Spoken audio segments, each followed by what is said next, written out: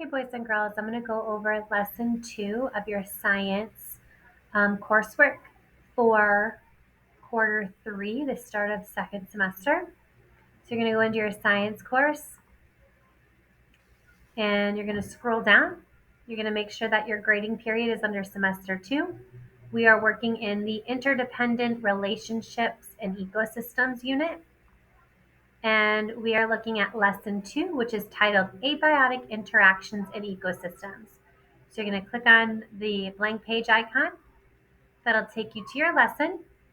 You're going to open up the lesson by clicking on the link, which is either going to be the Google slide picture or the words above it. And this is a 10-page lesson. We're going to be learning about the abiotic interactions within an ecosystem. Remember, abiotic are factors within a ecosystem that are non-living, things like water, soil, light, minerals, air. So you're going to want to make sure you go through all 10 of these pages, reading through the information, watching the videos, going through all the different parts of this lesson. You're going to be learning about the terrestrial ecosystems and aquatic ecosystems.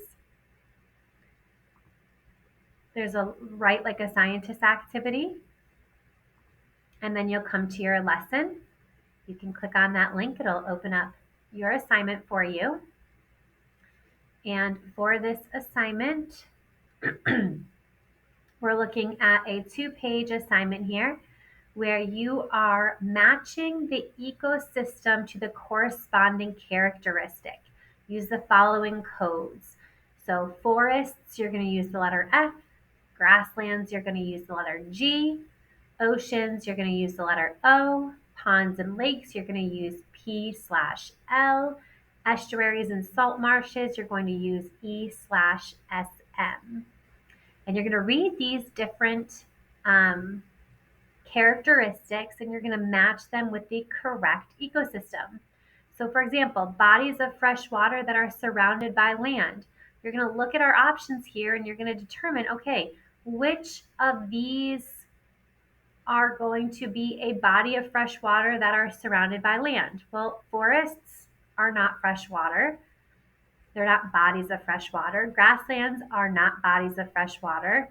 Oceans are bodies of water, but they're salt water. Ponds and lakes, yeah, those are bodies of fresh water. So in this first box, I would put P/L. Okay, perfect. Going on to the next one. Usually receive more rain than grasslands. Okay, so we're looking at which ecosystem is going to receive more rain than grasslands.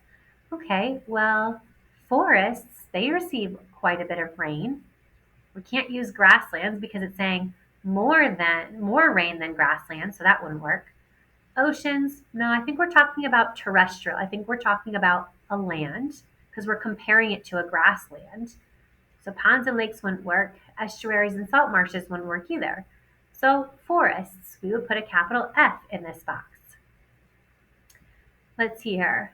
Saltier than a river, but not as salty as the ocean. Okay, so we're not talking about fresh water, and we're not talking about salt water like ocean water. So looking at our list above here, which ecosystem is going to have a mixture of salt water and fresh water? So not as salty as the ocean water, but more salty than a river. Well, ponds and lakes. Ponds and lakes can sometimes, well, ponds and lakes are going to be more fresh water. So that wouldn't work. Oh, here we go. Estuaries and salt marshes.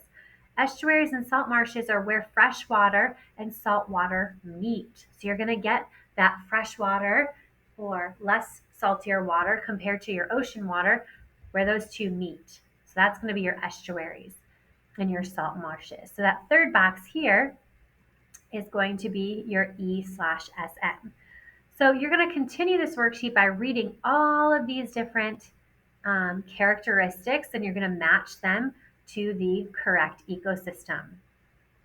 Okay, When you're done, make sure you do both pages. There are a couple scenarios or a couple characteristics on this second page. When you're done, make sure you've completed both pages. You're going to go back to your buzz and you'll go to the next activity tab by clicking on that arrow. You also have access to the assignment down here below under attachments. When you're done, you'll click on your blue plus button that you'll have on your screen and you'll attach your work. Don't forget to attach both pages. Let me know if you need any help.